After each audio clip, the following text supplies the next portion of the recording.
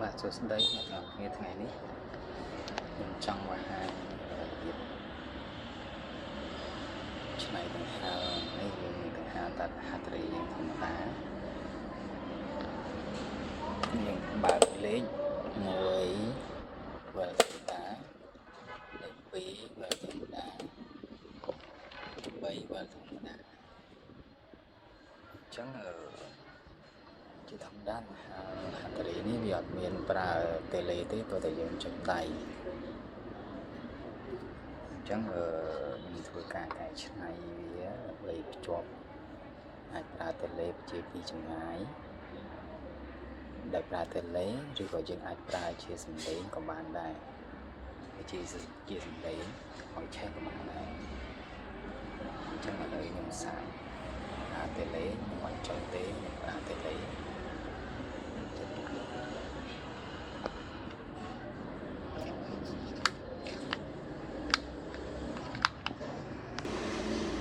បាទអ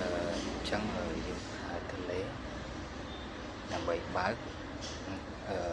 នោះកុងតាក់ខ្ញុំបានចុចទេឥឡូវខ្ញុំចុចជាពីចម្ងាយតេឡេហើយ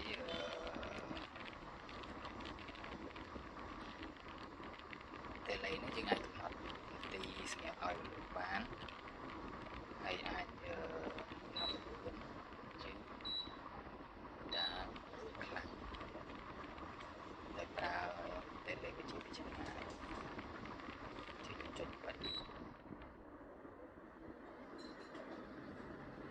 ហើយវាមានមុខងារមួយទៀតគឺវាហៅមុខងារ slip មិនថាវាផ្លុំលេខខ្លាំងហើយបើសន្ទុះវាថយលេខហើយវានឹងវិលលេខខ្លាំងវិញជាមួយខ្ញុំបើកសារឲ្យមើលអញ្ចឹងវា slip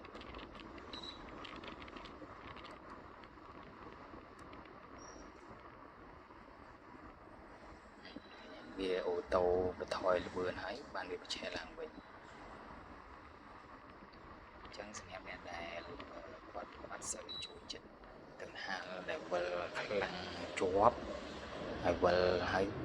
យើងថយលេខបន្តិចអូតូម៉ាទិកហ្នឹងយើងអាចប្រើមុខងារនឹងបានហើយ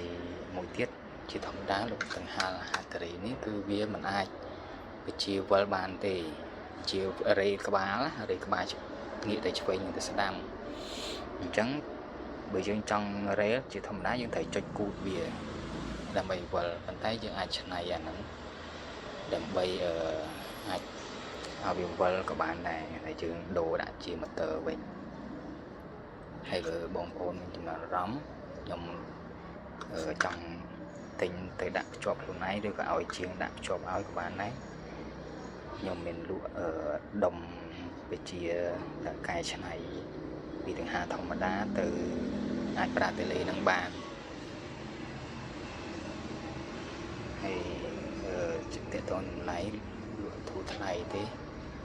ចាប់អារម្មណ៍អាចតាក់ទងមកបានខ្ញុំនឹងតម្លាក់លេខនៅក្នុងវីដេអូចុងវីដេអូហើយបើសិនជាបងប្អូនចង់ចូលចិត្តរៀនចង់ភ្ជាប់ខ្លួនឯងក៏ងាយស្រួលដែរខ្ញុំនឹងតាក់ទងទិញខ្ញុំទៅខ្ញុំនឹងមានវីដេអូបង្ហាញខ្ញុំនឹងបង្ហាញរបៀបតឲ្យនៅពេលដែលបងប្អូនទិញទៅបាទអរគុណច្រើន